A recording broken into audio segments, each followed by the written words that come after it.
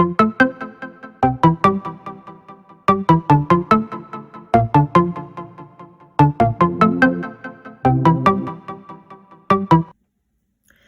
v-am găsit, dragii mei! Actorul Constantin Codrescu, cunoscut pentru numeroasele sale roluri în filme și piese de teatru, a trăit o dramă tulburătoare în tinerețe, o poveste care a rămas ascunsă mult timp în umbra strălucirii sale pe scenă. Întâmplarea șocantă pe care actorul Constantin Codrescu a trăit-o în tinerețe i-a marcat întreaga existență. În drama pe care a trăit-o erau implicate cele două femei pe care le iubea enorm pe când avea 25 de ani. Mama și prima lui soție, Valeria Gajalov, o actriță extrem de apreciată și foarte frumoasă. Viața i-a fost teribil zdruncinată când a aflat printr-o întâmplare că mama lui îi otrăvea sistematic soția. Din păcate, lupta a trebuit să o ducă cu propria mamă, care era stăpânită de sentimente negative la adresa norei ei. Vă las să ascultați destinul tragic al actorului Constantin Codrescu.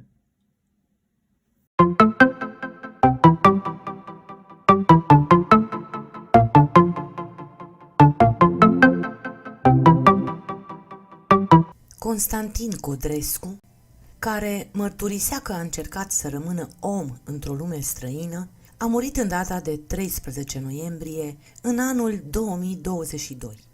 A fost unul dintre cei mai iubiți și apreciați actori români. Chiar dacă este extrem de cunoscut, puțini sunt cei care îi știu povestea de viață. A avut parte de multe drame, însă cea care pare desprinsă din scenariile filmelor în care a jucat este legată de soția și mama lui. Actorul a povestit cum cea care i-a dat viață a decis să-i otrăvească soția, eveniment nefericit care a ieșit la iveală în urma unui vis. Actorul s-a născut pe 5 septembrie în anul 1931 și s-a stins din viață pe 13 noiembrie în anul 2022. A absolvit Institutul de Teatru în anul 1951, iar cele mai importante roluri ale carierei sale le-a jucat până în anul 1989.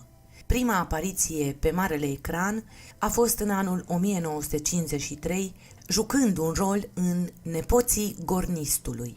Un an mai târziu joacă în filmul Răsare soarele, iar apoi rolul lui Ghiță din Moara cu noroc. Constantin Codrescu a fost un actor foarte apreciat, jucând roluri importante și în celebrele filme cu Mărgelatul. Cariera de actor este cunoscută în întregime de publicul larg, însă nu același lucru se poate spune și despre viața sa privată. Apărea mereu pe micile ecrane cu zâmbetul pe buze, ascunzând dramele prin care a trecut. Cea mai grea cumpănă a vieții pare să fie momentul în care mama lui a decis să-i otrăvească soția cu mătrăgună, boz și sticlă pisată. Constantin Codrescu a povestit în cadrul unui interviu cea mai grea perioadă prin care a trecut de-a lungul vieții sale. În jurul anilor 1950 s-a îndrăgostit de actrița Valeria Gajalov, însă relația lor nu era privită cu ochi buni de mai multe persoane, inclusiv mama lui. El povestește că cea care i-a dat viață era convinsă că, după ce el se va căsători, ea va pierde atât susținerea morală cât și cea materială. Problemele financiare cu care se confrunta familia în acea perioadă i-au afectat mintea și sufletul mamei sale. A devenit o ființă labilă, nesigură, care a început să caute, în afara familiei, soluții salvatoare, inspirate de spirite vrăjmașe. A intrat în legătură cu o țigancă vrăjitoare, iar răul inconștient a căzut ca un trăsnet asupra sufletului și trupului firav al soției mele, Valeria. Mintea bolnavă a mamei o socotea unica vinovată a îndepărtării mele de familie, a povestit actorul. Își amintește că soția sa, Valeria, a trecut printr-un episod extrem de neplăcut. Prezența durerii în zona stomacului și deseori își pierdea cunoștința. Nimeni nu știa cauza acestor probleme de sănătate, până când mătușa actorului a avut un vis ciudat. Tatăl Valeriei îi cerea să o salveze pe fiica lui. Un înger a venit într-o noapte și a atenționat-o pe mătușa mea, soția fratelui mamei, sub chipul tatălui plecat spre stele ale soției mele de atunci, Valeria. Acesta îi striga mătușii: "Salvați pe fiica mea!" A fost otrăvită cu mătrăgună, boț și sticlă pisată, își amintea el. În dimineața următoare, mătușa actorului a venit la ei și a cerut să-i arate o poză cu tatăl Valeriei, povestindu-i despre vis. Era omul care o rugase să-i salveze fiica și abia atunci au înțeles ce îi provocau stările de rău soției sale. Analizele nu explicau vreo cauză a degradării organismului soției mele. După vis, medicii abia atunci au înțeles adevărata cauză a bolii, care părea imposibil de diagnosticat. Tot după vis am aflat că mama, când eu lipseam de acasă, îi oferea Valeriei mâncare și lichide peste care presăra niște prafuri ciudate. În inconștiența ei credea că acestea vor duce la o despărțire între mine și soția mea. Furia, revolta, disperarea m-au adus în situația de a comite un act de mare gravitate împotriva mamei mele, pe care nu-l pot uita și nu o să mi-l pot ierta vreodată. Intervenția fratelui meu m-a oprit, spunea Constantin Codrescu. Actorul povestește că mama lui și-a cerut iertare a doua zi, ca și cum ar fi ieșit de sub vrajă, însă nu mai avea rost. Valeria a fost salvată, însă incidentul a dus la distanțarea lor și, în cele din urmă, la despărțire. Nu doar viața Valeriei a fost salvată de o putere divină, ci și cea a tatălui actorului. Constantin Codrescu a povestit despre un alt moment extrem de greu. De data aceasta este vorba despre tatăl său și despre momentul în care acesta a fost salvat de un înger. Potrivit poveștii actorului, tatăl său dormea în casa unuia dintre băieții lui când a fost înțepat de un țânțar. S-a trezit și a observat în fața porții o mașină și mai multe siluete. Speriat, a urcat repede în pod, unde soția gazdei, pictor fiind, depozitase un mare număr de tablouri, unele de mari dimensiuni. În spatele acestora s-a ascuns tata. Tropăieli, înjurături, vorbe neînțelese, apoi pași care plecau și, într-un final, portiere trântite cu furie. Tăcerea care a urmat l-a îndemnat pe tata să se gândească cine l-a ajutat. Dacă acel țânțar nu l-ar fi înțepat, tata ar fi fost ridicat. Răspunsul lui, când l-am întrebat cine l-a salvat, a fost un înger, a mai povestit Constantin Codrescu.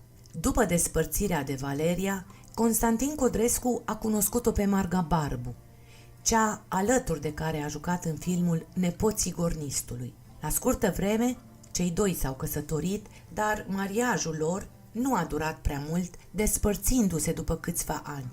După aceea, actorul s-a mai recăsătorit de 2 ori. Valeria Gagialov și-a refăcut la rândul ei viața, ea căsătorindu-se cu diplomatul de carieră Andrei Magheru și și-a continuat cariera încetând din viață acum un an din cauza unei infecții virale la Spitalul Elias din București.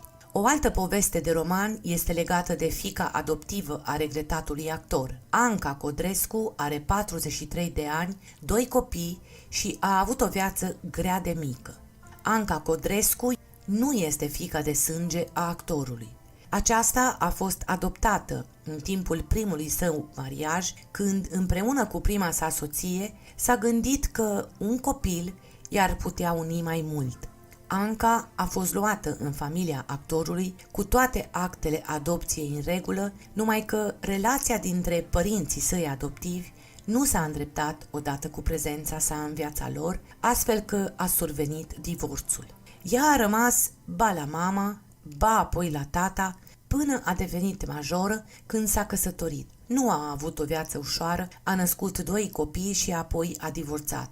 Între timp, Constantin Codrescu s-a recăsătorit, iar relația fiicei adoptive cu mama vitregă nu a fost una bună, după cum a povestit în dese rânduri Anca Codrescu. Chiar și cu tatăl a avut o perioadă de răceală, după propriile relatări publice, ea fiind nevoită să muncească din greu în străinătate ca îngrijitoare de bătrâni pentru a-și câștiga existența.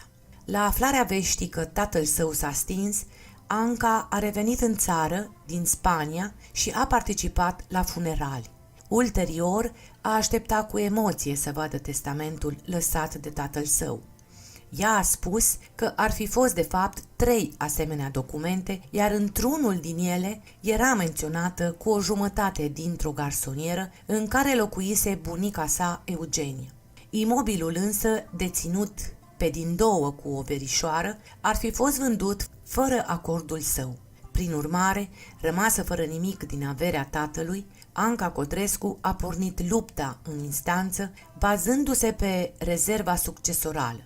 Ea ar vrea să obțină drepturile de autor ale celebrului său tată. A fost condus pe ultimul drum cu onoruri militare, familia, prietenii și rudele i-au fost alături, dar și fiica adoptivă, Anca, care a venit din Spania special pentru înmormântare. Anca Codrescu, fiica vitregă a actorului, a postat un mesaj emoționant pe rețelele sociale, la scurt timp după ce părintele său a fost condus pe ultimul drum. "Te-am rugat, tată, să nu mă lași și m-ai lăsat singură", a scris Anca Codrescu pe contul său de Facebook, chiar în ziua în care marele actor a fost înmormântat. Constantin Codrescu a lăsat în urmă o moștenire artistică bogată.